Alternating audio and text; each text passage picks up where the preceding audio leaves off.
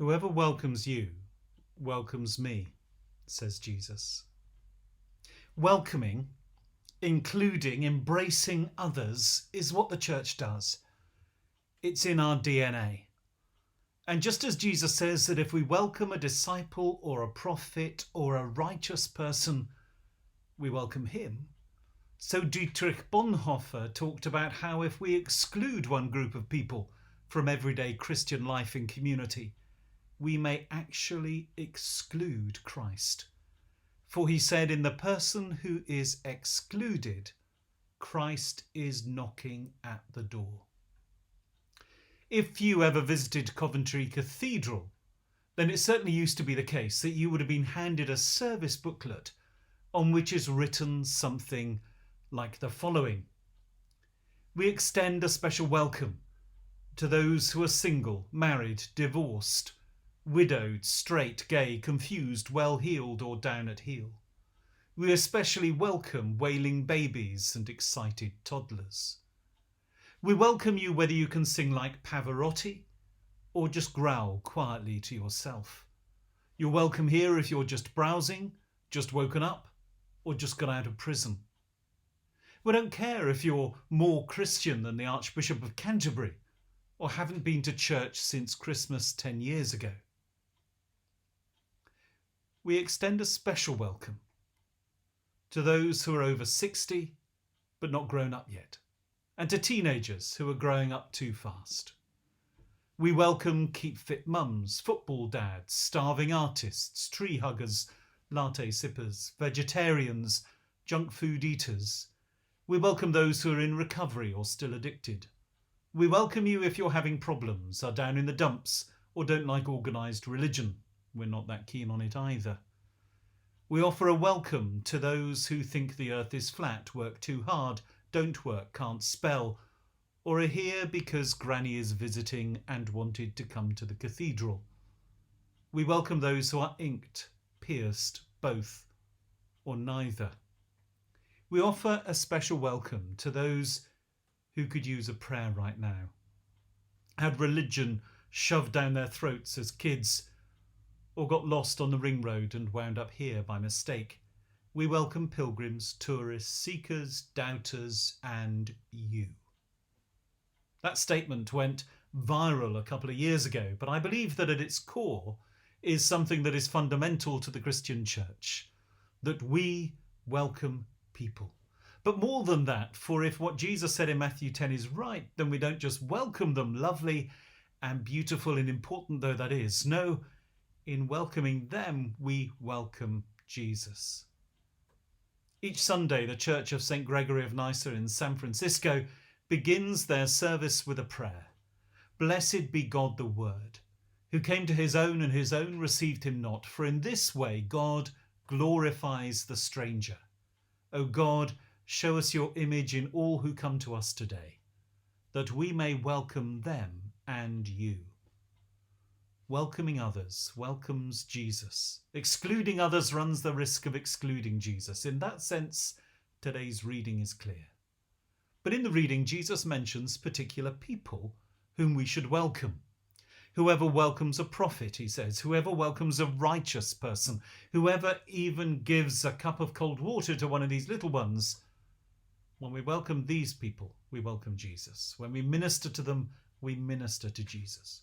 So who are the prophets? Who are the righteous people? And who are the little ones? Now, there are many answers to these questions, and I do not propose to give you an exhaustive list. But I want to make just a few suggestions, lest we miss anyone who should be welcomed and embraced and included. So who are the prophets? Now, literally, a prophet is someone who speaks forth as God inspires them. So this would include people who expound the word of God, but also those incredible sages, and every parish has them, who are unerringly correct even when the rest of us don't see it at first. Robert Warren used to talk of those sometimes awkward people who would corner the vicar after a service in order to register their complaint. And he'd say that even though some of what they say may be in error, we need to attune ourselves to hearing God's voice through them. Maybe the prophets are those who see things differently, who offer a different point of view, who challenge us and maybe even sometimes make our lives difficult. We welcome them, and in them we welcome Christ. In many of the dictionaries and concordances that I have seen, it says that the prophet could be a poet. Now, poets, lyricists, screenwriters, rap artists and rock stars are dangerous people. Walter Brueggemann reminds us that every totalitarian regime is frightened of the artist. Why? Well, he says it is the vocation of the prophet to keep alive the ministry of imagination, to keep on conjuring and proposing futures alternative to the single one the king wants to urge as the only thinkable one. So poets and zealots, dreamers and protesters, songwriters and revolutionaries are all welcome in the church, for in welcoming them, we welcome Jesus. Whoever welcomes a prophet receives a prophet's reward, and whoever welcomes a righteous person will receive the reward of the righteous. That is, whoever welcomes an upright person, a just person, an innocent person, says Jesus. But it's interesting that Jesus does not say whoever welcomes a saint or a holy person. He talks about justice, a person who does what is right. The other day I was in conversation with a really lovely couple who do a huge amount for their local community. Despite running a business, they give away as much as they can. They're passionate about the environment and about helping those less fortunate than themselves. They would say that they are spiritual, but are more likely to find their spiritual sustenance in nature and not in the church. There are many good people who do not come to church. And maybe some have been hurt by the church.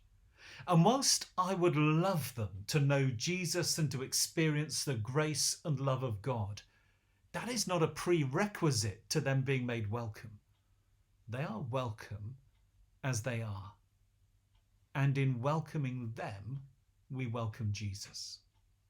Simon Brown, in a wonderful article on the art of spiritual direction, says that the task of the spiritual director is to be positioned like a campfire in the wilderness, welcoming sojourners from all corners of life to stop, relax and yarn for a while. A place where tired bodies and spirits are warmed by the fire and refreshed. A friendly atmosphere where stories of the road are shared amongst travellers. And he says it doesn't matter where on the journey the traveller has been exploring or how long they have been walking. If they come in peace and sit on a log by the campfire, they are welcome. Whoever welcomes a prophet receives a prophet's reward. And whoever welcomes a righteous person will receive the reward of the righteous. And whoever gives even a cup of cold water to one of these little ones in the name of a disciple, truly I tell you, says Jesus, none of these will lose their reward. But who are these little ones? Well, yes, most commentators say that they are the disciples, but why does Jesus call them little ones? After all, big burly fishermen who can haul in huge catches of fish are hardly likely to be on the small side. Maybe the little refers to the length of their experience or the amount of faith that they possessed, a mere mustard seed perhaps, or the level of their understanding. Let's face it, the disciples often got things wrong. Maybe Jesus is expressing his particular care for those who are very early on in their faith journey. Around 3 years ago, Channel 5 screened a documentary called Bad Habits and Holy Orders that featured 5 girls in their late teens and early 20s who, to quote, love to drink, party, have sex and take selfies. The girls had signalled some level of dissatisfaction with the way that they were living and responded to an invitation to engage in a kind of spiritual quest. But none of the participants envisaged that they would be spending a month living at the Daughters of Divine Charity convent in Swaffham, Norfolk. There had been television programmes of a similar nature before, such as BBC's The Monastery and its sequels The Convent and The Retreat. Where the Channel 5 programme differed from these was in the extent of the cultural gap between the participants and the nuns who hosted them. Rebecca, Sarah, Paige, Tyler and Gabby were the least nun-like individuals one could ever imagine. The natural assumption would be that the nuns' cloistered existence would be utterly disrupted by the arrival of the 5 girls, and their beautiful peace would be shattered. The girls, one might have concluded, were largely beyond redemption. There were certainly lapses. The girls smuggled in some alcohol and also enjoyed a fairly riotous night in one of Swaffham's local pubs. But they also began to change. They had to live without their mobile phones. Some of the girls chose to remove their makeup and nail extensions, and a week of voluntary work led to them being attracted to a more selfless lifestyle. When they returned home, Tyler renounced her addiction to shopping for clothes and accessories that had become a £40,000 a year habit. She gave many of her possessions away to a charity shop and began volunteering with a homeless project in Leeds. Paige chose not to go out clubbing as often and went back to working with horses. She was saving up in order to go travelling to do some voluntary work abroad. Gabby, who had carved out a career posting glamorous pictures of herself on the internet, posted a picture of herself without makeup with the hashtag #LoveYourself. Sarah gave up drinking on weekdays and embraced a somewhat more restrained lifestyle. But perhaps the most transformed by living with the nuns for 4 weeks was Rebecca. At the start of the programme, she commented that she thought on entering the convent she was going to be set on fire for all her sins. Her previous riotous behaviour had created a serious rift with her parents, and her father was no longer talking to her. At first, Rebecca did not want to be in the convent and appeared to be the most reluctant of the participants. On returning home, she enrolled on a college course in order to train to be a health worker. She worked hard to rebuild her relationships with her parents, and she also gave up one-night stands in favour of a longer-term relationships. All the participants had grown to love and respect the nuns. What made the transformation in the lives of the young girls possible was the decision by the nuns not to withdraw and quarantine themselves from the outside world, but instead for them to be ready to welcome people, to embrace people, and in doing so to reveal to them a different way of life. The nuns held on to a fundamental belief that the girls had good hearts, and added that they are good because God made them. They were also realistic about human frailty and the temptation to revert to old habits, characteristics that they believed that they shared with the girls, although the nuns' temptations might have been more to do with chocolate biscuits rather than alcohol and sex.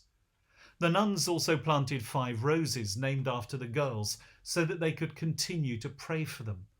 This lasting reminder of the girls' visit was an outward sign that the nuns themselves were willing to accept change as they welcomed and embraced new people. Miroslav Volf talks about the will to embrace and says that at the core of the Christian faith lies the persuasion that the others need not be perceived as innocent in order to be loved, but ought to be embraced even when they are perceived as wrongdoers. He describes the will to embrace as a stance prior to any judgment of the other. The will to embrace is the default stance, the foundational position of the Christian person. All judgments and actions flow from this will to embrace. Wolf describes the critical feature of the will to embrace, the will to give ourselves to others and welcome them, to readjust our identities, to make space for them, is prior to any judgment about others, except that of identifying them in their humanity. The will to embrace, he says, precedes any truth about others and any construction of their justice. This will is absolutely indiscriminate and strictly immutable. It transcends the moral mapping of the social world into good and evil. My spiritual director referred to the nuns in the Channel 5 documentary as goodness-seeking missiles, which is true. But what really marked them out, despite all the warning signs, was their will to embrace, their God-given ministry of welcome. Next weekend, some churches will be holding services in line with the new government guidelines, and I have no idea who will come through our doors. But I know this: our job, no more than that, our calling, our mission from God is to make them welcome. Blessed be God the Word, who came to his own and his own received him not. For in this way God glorifies the stranger. O God, show us your image in all who will come to our churches, that we may welcome them and you. Amen.